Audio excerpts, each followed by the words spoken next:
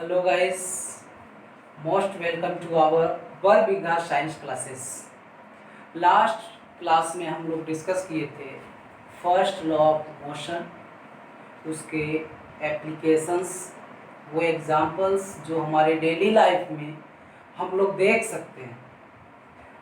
Last topic था second law of motion, उसका mathematical formulation भी करा चुके थे। जिन्होंने नहीं देखा है तो वो second lecture of force and law of motion का देखें। आज हम लोग डिस्कस करेंगे सेकेंड लॉ ऑफ मोशन के एग्जाम्पल्स, वो applications which we can see in our daily life. सबसे पहले स्टार्ट करेंगे तो definition of force of 1 newton. How can we define the 1 Newton of force? So as we know that force is the ratio of mass and acceleration. Force is the product of mass and acceleration. तो force जो है मास पे depend करता है और acceleration पे depend करता है। तो यदि ऑब्जेक्ट का मास 1 kg हो, acceleration 1 metre per second square हो, तो हम कह सकते हैं कि the force is applied of 1 newton. The force is applied of 1 newton. That means when 1 metre per second square of acceleration is produced in a body of mass 1 kg, we can say the force is of 1 Newton. The force is of 1 Newton is applied on the body. तो आइए 1 newton force, the force which produces on acceleration, the force which produces an acceleration of 1 metre per second square in a body of mass 1 kilogram is known as 1 Newton force. The force which produces an acceleration of 1 meter per second square in a body of mass 1 kilogram is known as 1 Newton force. Now some applications of Newton's second law of motion. We can see catching a cricket ball, high jump, use of seat belts in a car, use of seat belts in a car. First application catching a cricket ball. हम एक एक को discuss करेंगे। अगर discussion पूछा जाए तो explain करेंगे, अदरवाइज केवल हम ये पॉइंट दे देंगे। Catching a cricket ball, high jump, use of seat belts in a car. नहीं भी पूछा जाए तो क्लियर करने के लिए, उसको बेहतर तरीके से समझने के लिए हमें एक्सप्लेनेशन पता होना चाहिए कि कैचिंग ए बॉल में सेकेंड लॉ ऑफ मोशन किस तरह से एप्लीकेबल है। Use of seat belts in a car, यहाँ पर second law of motion applicable है कैसे। हाई जंप में किस तरह से second law of motion applicable है। तो one by one we will see the explanation of the application of second law of motion. First is catching a cricket ball. To catch a fast cricket ball, a player pulls his hands backwards. To prevent injury to his hands, by doing so, the player increases the time during which high velocity of the cricket ball reduces to 0. During catching a cricket ball, the player pulls his hand backwards. तो जब backward hand पुल किया जाता है तो क्या हो जाता है, डिस्टेंस इंक्रीज हो जाता है। डिस्टेंस इंक्रीज होने का मतलब हो गया कि the time also increases to reduces the velocity of ball to be 0।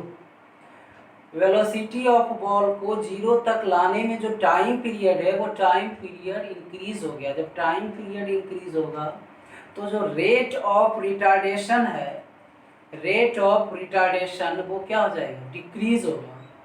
यानी जब टाइम इंक्रीज होगा तो एक्सेलरेशन डिक्रीज होगा। And as we know that the acceleration is inversely proportional to the directly proportional to the force। Acceleration जो है वो object के द्वारा एक्सर्ट होने वाले फोर्स के डायरेक्टली प्रोपोर्शनल है। तो जब टाइम पीरियड इंक्रीज होता है तो वेलोसिटी डिक्रीज होता है, यानी जो चेंज इन वेलोसिटी है वो डिक्रीज होता है, और जिससे एक्सीलरेशन डिक्रीज होता है, और एक्सीलरेशन डिक्रीज होने के कारण फोर्स डिक्रीज होता है, and that is why the impact of force is also decreased. जो इम्पैक्ट है, जो प्रभाव है वो कम जाता है। तो जब टाइम पीरियड बढ़ता है, जब पीछे खींचते हैं तो प्लेयर को चोट कम आती है, इंजरी कम होता है। वही ऑन द अदर साइड, अगर जिस जगह बॉल है उसी जगह हम उसे होल्ड करें, उसका वेलोसिटी 0 कर दें, then the player should have to apply the strong force, and in this case the ball hurt the player would be injured। Thus the acceleration of the ball is decreased, and therefore the impact of catching the ball in turn exerts a smaller force on his hands, and the hands are not injured। Other case में when the ball were stopped suddenly, अगर अचानक ball को रोका जाए, the high velocity of the ball would be reduced to 0 in a very short interval of time। यानी ball जहाँ है अगर उसको वहीं कैच किया जाए तो इस केस में क्या होगा, जो वेलोसिटी को 0 होने का जो टाइम पीरियड है वो बहुत कम हो, जिसके कारण जो एक्सीलरेशन है उसका मैग्नीट्यूड अधिक होगा, यानी the rate of acceleration is fast. Therefore the rate of change of momentum of the ball would be large. तो rate of change of momentum क्या होगा, लार्ज होगा। So a large force would have to be applied, a large force would have to be applied for holding the catch. Catch को hold करने के लिए large force apply करना होगा। The hands of the player would be hurt, और इस condition में player के हाथ में चोटें आ सकती है, गंभीर रूप से अधिक आ सकती है। तो यहाँ पर हम कह सकते हैं कि जो सेकेंड लॉ ऑफ मोशन है वो एप्लीकेबल है। अब देखेंगे नेक्स्ट केस में, ड्यूरिंग द हाई जंप, जब कोई एथलीट हाई जंप करता है तो हम देखते हैं कि नीचे जो बेड लगाया जाता है वो या तो कुशन बेड होते हैं या सैंड बेड होता है। तो क्या रीजन है सैंड बेड बिछाने का या कुशन बेड बिछाने का, तो यहाँ देखेंगे in the athletic event high jump the athletics are made to fall either on the cushion bed और on a sand bed. This is done to avoid injury to the athlete। Falling on a cushion bed or on a sand bed will increase the time during which high velocity of the athlete would be reduced to 0। This would decrease the rate of change of momentum of the athlete, and hence the force on the athlete। The injury to the athlete is thus avoided। तो cushion bed या sand bed बिछाने से क्या होता है कि जो time taken to reduces the velocity to 0 वो इंक्रीज हो जाता है, यानी जो जिस टाइम में वो वेलोसिटी उसका 0 होता है वो टाइम बढ़ जाता है, जिसके कारण जो the rate of change of momentum है वो डिक्रीज होता है। And due to decreasing the rate of momentum decreases the force applied on the athlete, and that is why the athlete is thus avoided from injury। इस प्रकार जो है athlete को किसी प्रकार की खास चोटें, किसी प्रकार का इंजरी नहीं होता। Next case, third application, use of seat belts in cars.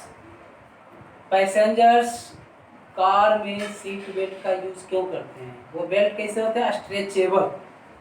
Stretchable होते हैं, यानी कि उसका जो टाइम पीरियड है वो ड्यूरिंग द एक्सीडेंट या ड्यूरिंग अप्लाइंग सडन ब्रेक, तो अचानक से ब्रेक लगने के कारण according to first law of motion क्या होता है? पैसेंजर्स आगे की ओर झुक जाते हैं, या अचानक से एक्सीडेंट होने के कारण पैसेंजर्स जो है वो आगे मूव कर जाता है, और इस कंडीशन में इंजरी सीरियस होने के पॉसिबिलिटीज होती है। स्ट्रेचेबल बेल्ट क्या करता है कि वो जो अचानक से शॉर्ट टाइम पीरियड में वो वेलोसिटी उसका 0 होता है, उस टाइम पीरियड को इंक्रीज कर देता है। इन केस ऑफ एक्सीडेंट और in case of sudden application of brakes, the large momentum of car reduces to 0 in a very short interval of time, resulting in the development of a large force causing injuries। वो अचानक से जब velocity 0 होता है तो rate of change of momentum जो होता है वो ग्रेटर हो जाता है, जिसके कारण स्ट्रॉन्ग फोर्स अप्लाई होता है और पैसेंजर्स बैडली सीरियसली इंज्यूर्ड हो जाता है। The stretchable safety belts worn by passengers of the car exert a force upon their body and make the forward motion slower। Stretchable belt क्या करता है? पैसेंजर्स को जो मूव करने का फास्टली आगे मूव करता है फॉरवर्ड, उस मूवमेंट को स्लोअर बना देता है, यानी जो अचानक से टकराना चाहिए था वो धीरे धीरे मूव करता है। The time taken by the passengers to fall forward increases, therefore the rate of change of momentum of passengers is reduced. Hence, the stopping force acting on the passengers is reduced. They may not get injuries at all, or they may get away with the minor injuries। जहाँ serious injuries होना चाहिए था, accident होना चाहिए, अधिक चोटें आनी चाहिए थी, वहाँ पर हल्की फल्की चोटें लगती है या बहुत कम इंजर्ड होता है। तो ये तीनों जो एप्लीकेशंस हम देखें, इन तीनों कंडीशन में जो rate of change of momentum का कंडीशन था वो एप्लीकेबल था। That means second law of motion यहाँ एप्लीकेबल था।